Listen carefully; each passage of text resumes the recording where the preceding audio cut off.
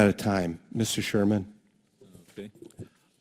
Just for the record, using ITC data, our trade relationship with our FTA partners, most recent statistics, $180 billion deficit in merchandise, plus 70, see I can add and subtract, billion on services. That's a $110 billion trade deficit with the FTA countries. I do serve on the House Financial Services Committee, and there is, and have for 18 years, there is a huge difference between setting your interest rates for your own national economic growth on the one hand and intervening in currency markets to push down your currency and steal jobs on the other. And only when those two are conflated could somebody say, oh, we'd better not talk about currency manipulation. Somebody will try to tie the hands of the Fed.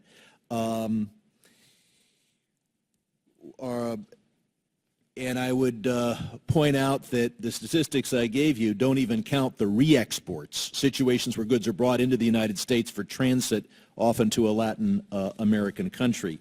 We're told that this agreement is going to help us vis-a-vis our trade relation, vis-a-vis our national security relationship with China, but we're also told China might join the agreement.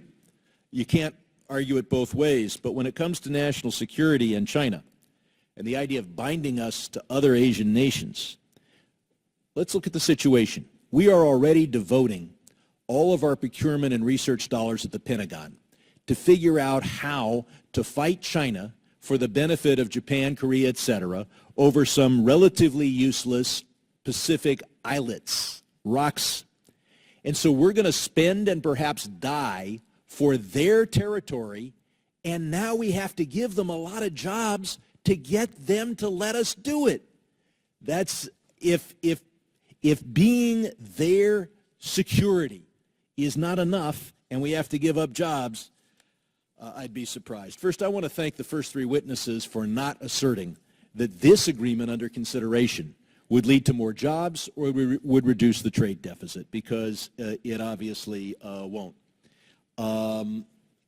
Ms. Overbly has made the point that workers are discouraged and they're not entering the workforce. The reason for that is low wages, and the reason for that is the trade policy that we've suffered. For every job we lose in these trade agreements, there are 10 others where people don't get raises because their employer is able to say, I may move to China, or I have to compete with China, or I have to compete with the free trade agreement from Korea, etc. And so wages are low, and you end up with low participation rates. As to national security is not just figuring out how to fight over rocks in the Pacific. It is also Iran. And there's one thing Obama and Netanyahu agree on, and that is the key thing here is sanctions. They just disagree on how to modulate them in order to get what they hope is a good deal. Under these fair trade agreements, those provisions of our sanctions aimed at U.S. contractors could be swept away. Dr. Barfield, is there anything in the agreement that you're aware of that will say that those U.S. sanctions, particularly government procurement sanctions, will be fully enforced notwithstanding the FTA? Well, all of our past free trade agreements open giant loopholes in the #1 national security effort of this country, and that is imposing sanctions on Iran until we get a good deal. Ms. Drake, what's it like to be a labor organizer in Vietnam? And I realize just because you work for the AFL-CIO doesn't mean you're in the organizing department, but you might know some of those folks.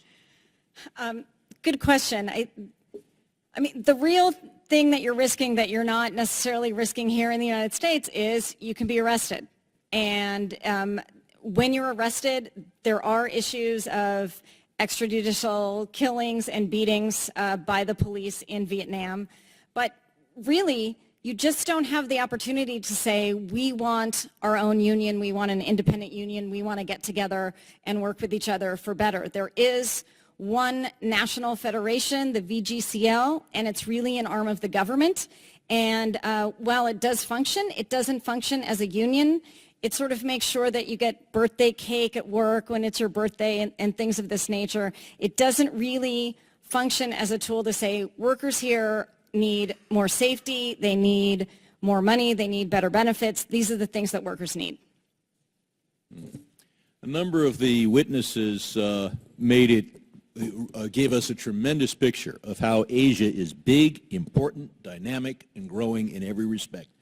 Couldn't agree with you more. That's why we needed to use the threat of dramatically increased tariffs, and even with the WTO, we can, whether we choose to or not, just impose them or threaten to impose them in order to secure free trade agreements. And so I look forward to us having the right trade policy toward this important and dynamic region. And finally, we have a huge trade deficit. We used to blame the U.S. federal deficit. Well, we ran a surplus under Clinton. We had a huge trade deficit. We have deficits at the federal level. We have a huge trade deficit. On rainy days, we have a trade deficit. On sunny days, we have a trade deficit.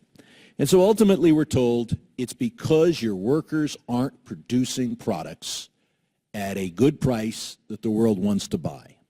And I would say we have the best workers in the world. We have the best scientists in the world. We have the best entrepreneurs in the world. But we have the largest trade deficit in the world because we have the worst trade policy in the world. I yield back. I'd like to challenge that if I could. No one. Well, I believe my time has expired. All right, I will do it when somebody else asks a question. Mr. Emmer.